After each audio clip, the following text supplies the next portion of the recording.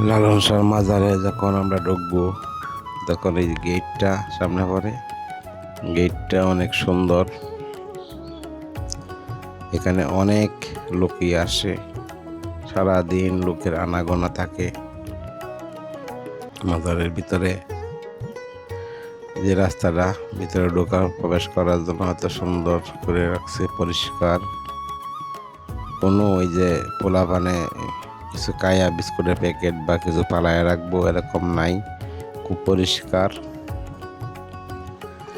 আর ভিতরে তো এখানে এই মাজার আছেই, যারা ভক্ত ছিল, কেউ গান লিখতো, কেউ গান করতো, এরকম লোকেরই এখানে মাজার রয়েছে। আর চারিদিক দিয়ে সাজানো ফুলের গাছ, এত সুন্দর সুন্দর ফুলের গাছ। এই যে মাজার, একতারা তো এখানে আছেই, একতারার একটা ইয়ে বানায় রাখছে মাটি সিমেন্ট দিয়া।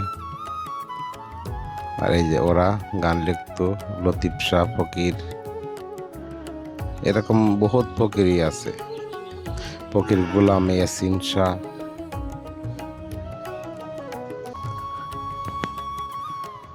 এই যে মাজার,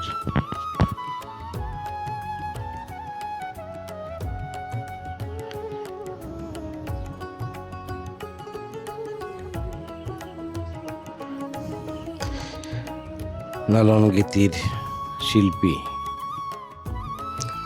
এরকম অসংখ্য মাজার রয়েছে এখানে।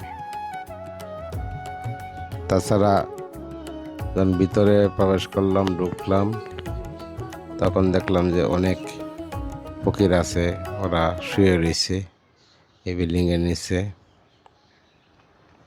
আর জিনিসটা খুব সুন্দর করে বানাইছে, খুব সুন্দরই লাগে। কুষ্টিয়াতে সারা বাংলাদেশের নাম করা মাজার এটা, লালন শাহর মাজার সবাই চিনে, যারা না গেছে আরও নাম শুনছে। এখানে পরিবেশটা খুব ভালো পরিবেশ, খুব সুন্দর পরিবেশ। এই গরমের সময় যাওয়ার থেকে হালকা শীত থাকলে যাওয়াটা সবথেকে বেটার এখানে, কারণ প্রচণ্ড গরম লাগছিল আমরা যখন গেছিলাম এখানে। এই যে শরীরেতে গাম বায়া হয়ে পড়ছে, এমন অবস্থা ছিল এখানে।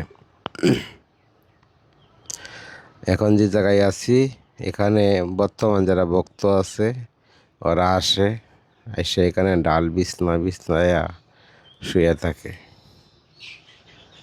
কই খাওয়া দাওয়া করে জানি না, তবে এরা এখানে সবাই ওরা শুয়ে থাকতো এখানে নিচে। আমরা গেছিলাম টয়লেটের উচিলাই ভিতরে, ছেলে টয়লেটে গেছে। এই যে এখানে সারির সারির লোক শুয়ে আছে, ডাল বিছনা বিছাইয়া নিচে শুয়ে আছে। তো এই জায়গাটা অনেক ঠান্ডা ছিল, কারণ বিল্ডিংয়ের নিচে তো খোলামেলা বাতাস ঢুকছিল, শেষ পর্যন্ত ভালোই লাগছে।